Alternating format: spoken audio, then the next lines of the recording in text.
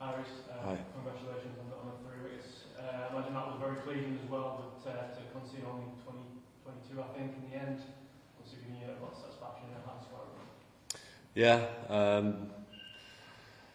Yeah, I'll be honest, there's other games where, you know, things don't fall your way and you get one for 40 or whatever in those kind of games, and I think that you've got to ride the high when things fall your way, because the game's pretty fickle and there's a lot of days where it doesn't, but you've got to trust your processes, and keep delivering, and hopefully more often than not you're on the side where, you know, you're picking up the award or doing your bit for the team. Makes all the other days, you know, worthwhile really. What was it look like when Suryakuma was doing what you do best, I suppose? Yeah, I'm not a massive cricket watcher, and I haven't really seen him play before, but he plays some amazing shots that I haven't seen before.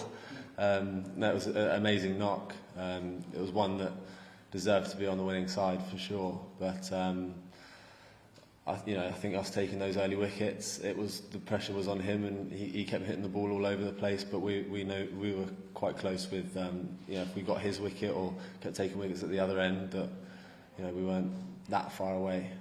Was it always a case of just trying to keep calm? And did Josh do anything to sort of like? Yeah, I think Josh was amazing. He was, I kept looking at Josh and couldn't really tell the situation of the game from when we were on top to when, you know, we were chasing balls some overs. So that's a credit to him and one of his great qualities that he'll bring as a captain.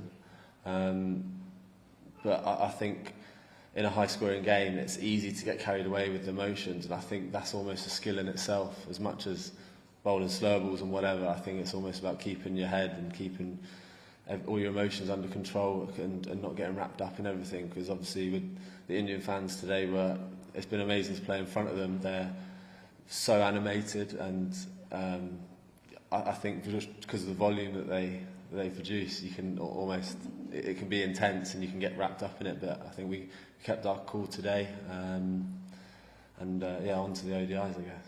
I was going to say, it must be pleasing to get Josh's first win in this full-time practice as well. Yeah, absolutely. Last two performances weren't ideal from us, but I think again you trust the process, and I think it's a brand that you play that when you come to tournaments it'll pay off. Being brave and aggressive, and always taking that front foot and the aggressive option. I think it's something that, you know, it's a long-term goal. It's not necessarily about this series. It's almost the T20 World Cup in October. Where are we going to be, and how are we going to play to be successful in that? Now go ahead.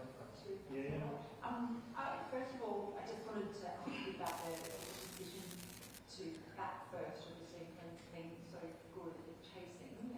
What was the reasoning for that? I have no idea. That's a conversation that important people have. So I wasn't involved. Yeah. Well, with all the conditions here today that were absolutely perfect for batting, once Suryakuma got on that roll, was there ever a moment as you were coming sort of towards the end that was a little bit nervy?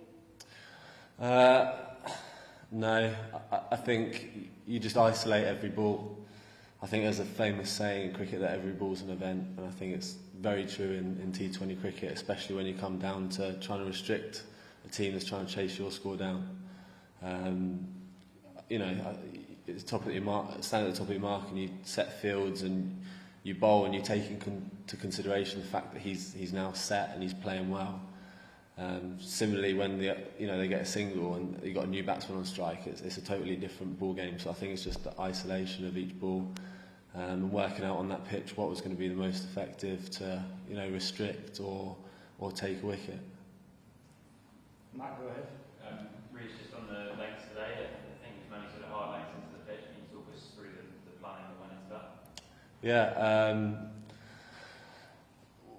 Well, our batsman came off. Obviously, we set a decent score, but they came off saying that, you know, middle of the wicket and change of pace into the middle of the wicket was the hardest to face. It's not. I thought the boundaries were a decent size for Trent Bridge.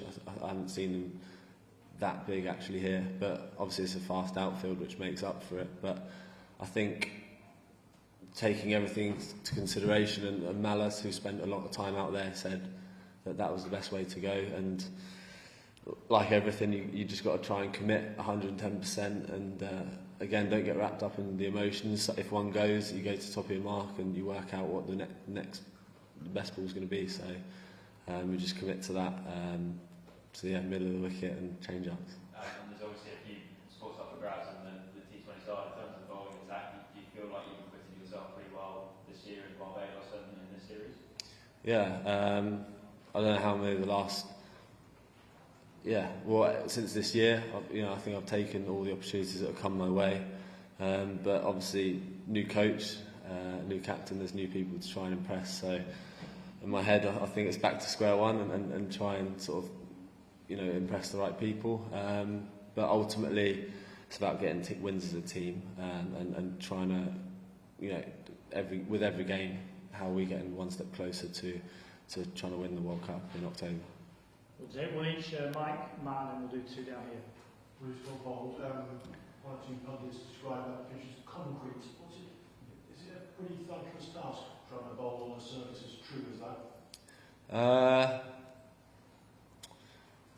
Yeah. But again, there's so many deliveries nowadays in T20 cricket with knuckleballs, cutters, Yorker snap, whatever. And again, I think it's just standing at the top of your mark, chatting over to some guys that have got probably more experience than myself, and coming up with what's gonna give them a single or what's not going to give them a boundary option, etc. So I think, bowling these days is a bit of a thankless task, but I think you just got to put your hand up, be brave, and I think the hardest thing nowadays is that one day it doesn't go your way and you're the villain, and you have to get yourself up for it for the next game to try and sort of be the hero. So I think that bowlers nowadays have almost got to learn more mentally about T20 cricket, perhaps more than sort of the skills. How do you sum up the series as a whole?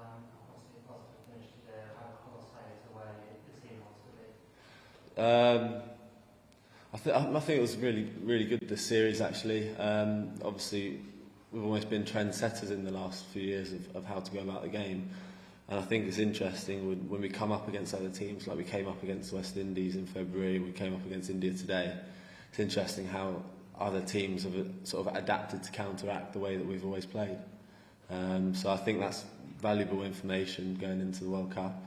Yeah. Go ahead. You said you haven't watched Surya Kumar Yadav playing a lot, but when he was playing with all those unconditionals, 360 degrees, did he remind you of shades of everyday Williams? Sorry? Did he remind you of everyday Williams? Surya Kumar Yadav with his unconditional. Did it remind me of anyone? AB in particular? No, I don't think. Honestly, that was like so unique. Like I haven't seen or come up against anything like that, to be honest.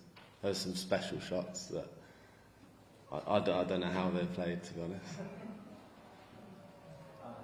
Over the years, we have seen that this Indian top order can be a little bit vulnerable against left-arm spin, especially with the new ball. So, was there any discussion in your game planning that these guys can be, better in the I don't think you can think too much like that. I think you have to.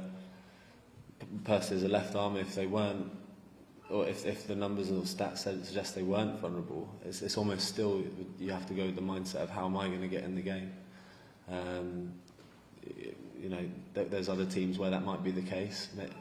Maybe India, people might say that the stats suggest that left armers come up better, but I think it's not a given. You still have to perform and bowl and nail your skills. Last one here, please. Reece, well played first, and so I want to ask, like India had won both the matches quite comprehensively.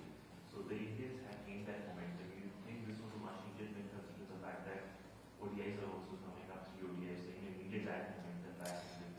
Yeah, possibly, but then again, there's going to be some more new faces in the ODI squad, so you could almost say how much does that momentum sort of count.